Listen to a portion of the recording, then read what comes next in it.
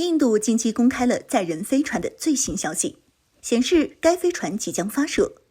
但是从照片来看，印度似乎是已经提前做好了失败的准备来搜救航天员，这是怎么一回事呢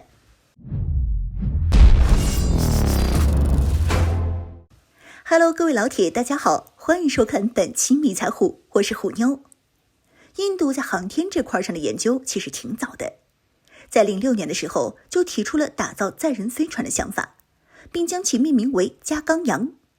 不过这个计划也十分的符合印度慢工出细活的特色，拖了10几年了，到现在都没能成功。不过这个计划虽然还没有成功，但是进展还是有一点的。比如说该飞船的首个成员舱也是返回舱终于完工，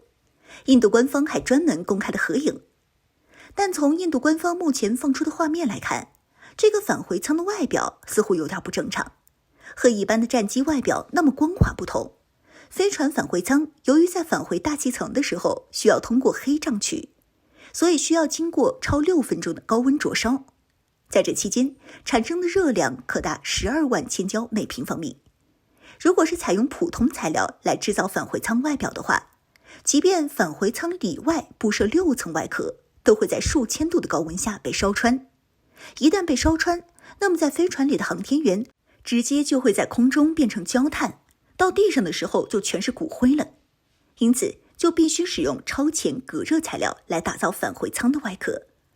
而目前返回舱的外壳一般都是采用复合材料，按照蜂窝状结构来构建，并且为了强化隔热能力，一般情况下还会在这一层蜂窝状结构的表面铺上另一层隔热材料。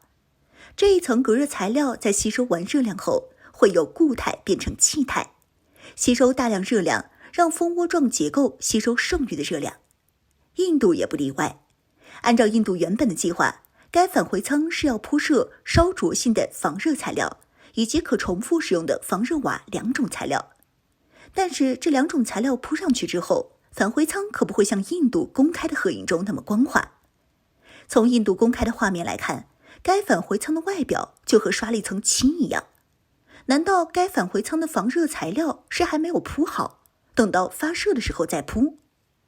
除此之外，印度还对这款返回舱进行了魔改。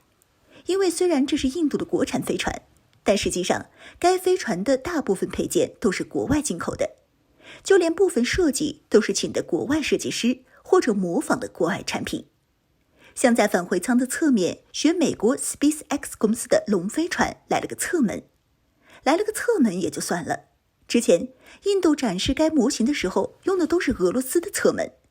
结果现在出现在合影中的俄罗斯侧门已经大改，